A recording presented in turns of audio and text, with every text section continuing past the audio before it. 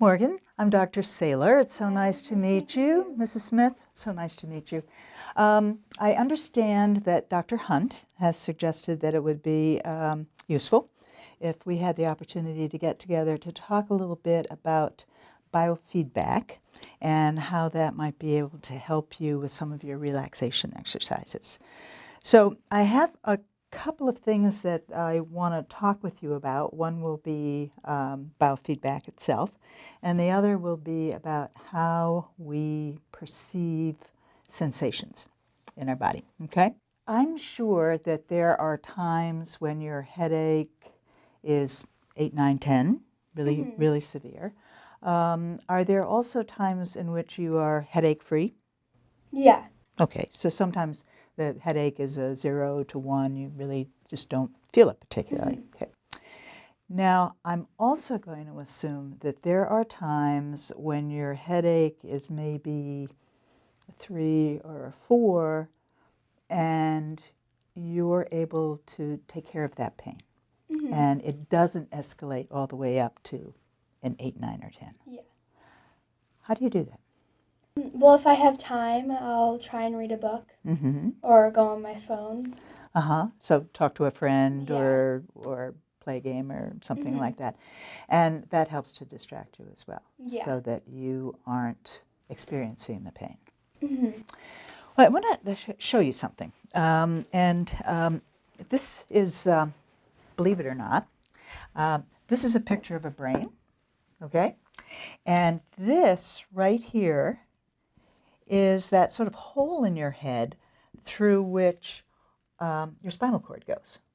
You do know you have a hole in the back of your head. Yes. Okay. And there are millions and billions and quadrillions of these nerve fibers that are going up into your head. These are called afferent nerve fibers, and what that means is that they're taking information from other places and bringing it to the brain. Now, one of the things that you mentioned, which was very interesting, was you said that your pain is oftentimes sharp. Now, sharp and burning are two sensations that travel to your brain at the rate of 2 miles per hour. Do you have a dog? Yeah. Okay. Do you ever walk the dog? And so when you walk the dog stops to sniff and all that kind of stuff. Okay. Well, that's walking at the rate of 2 miles per hour. Now, something else is that cold and pressure travel to the brain at the rate of 60 miles per hour. So we're no longer walking the dog on a Sunday afternoon. We're actually driving on the thruway. Let's take the environment, okay? So I'm wearing a red blouse. My computer's on the table. You have on a vest. Mom's got on a white jacket, okay? You know, there are lights on in this room. Watching TV, talking to your friends on the, you know, on the phone or texting them. Environment gets to the brain at the rate of 200 miles per hour.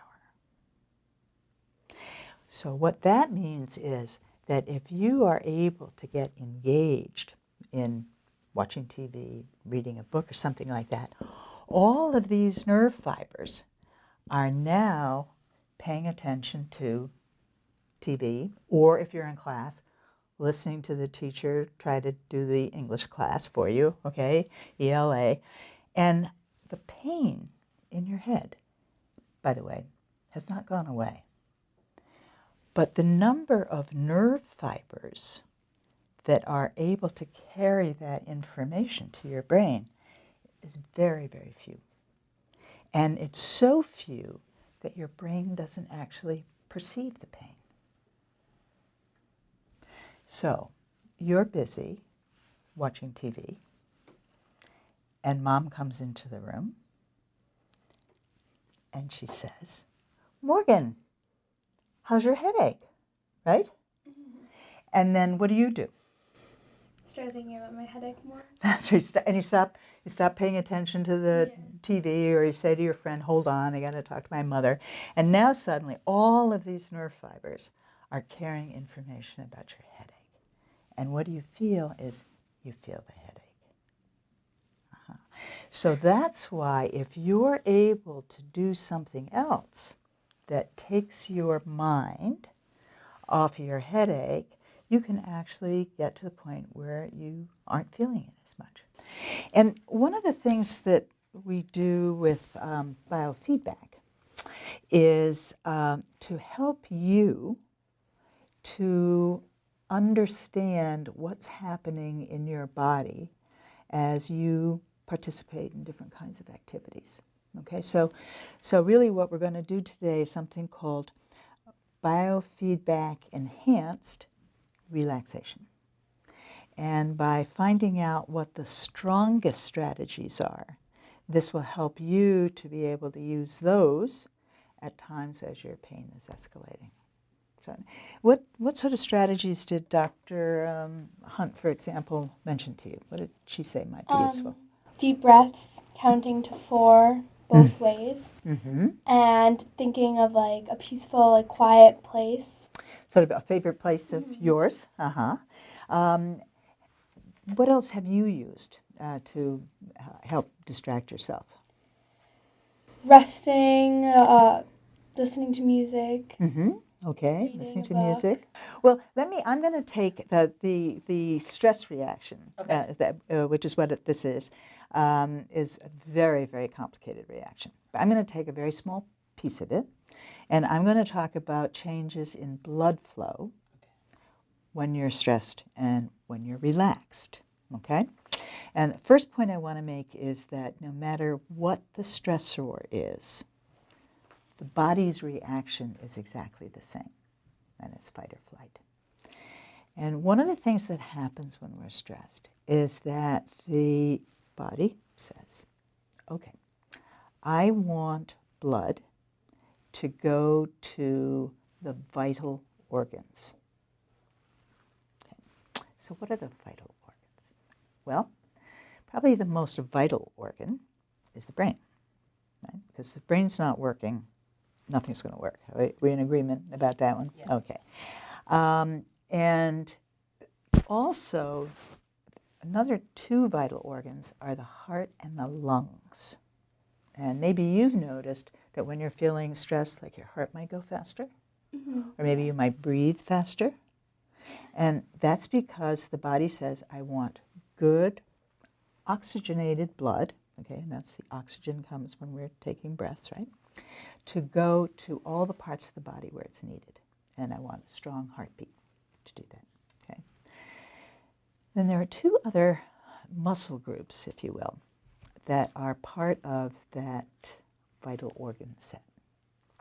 And those are the large muscles of the arms for fight, and the large muscles of the legs for flight or running away.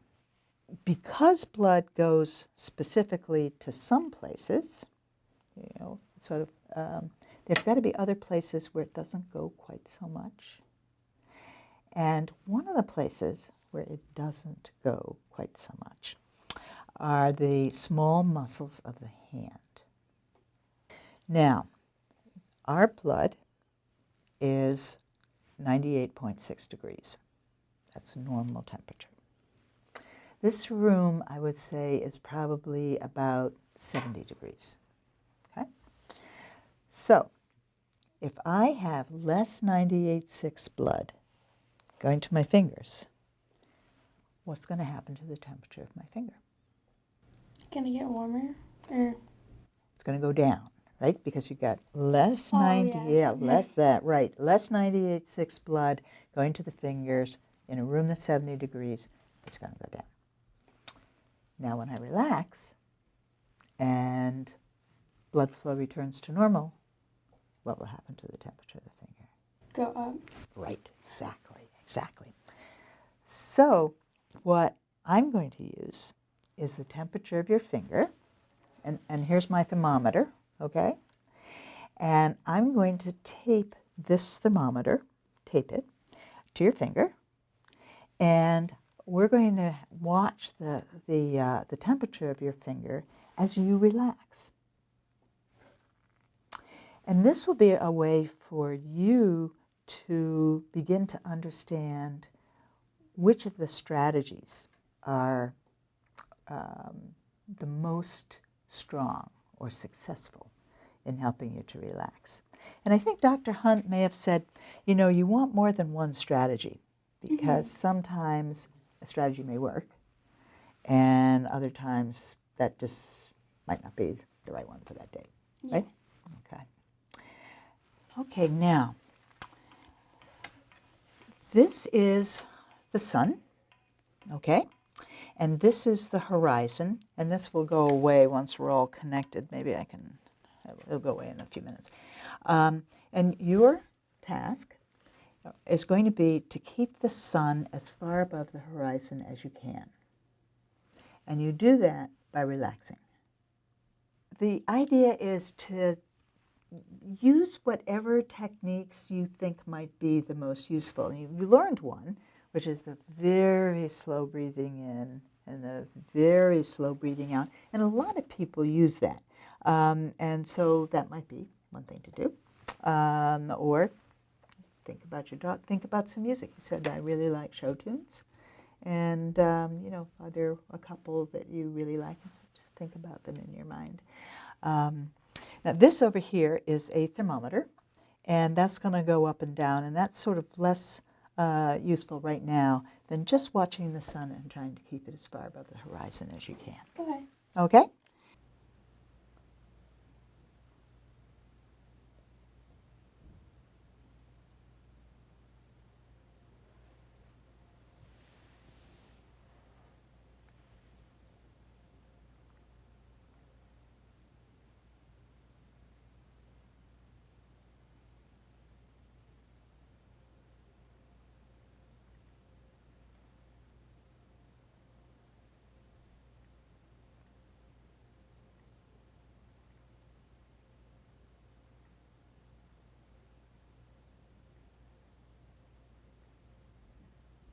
One of the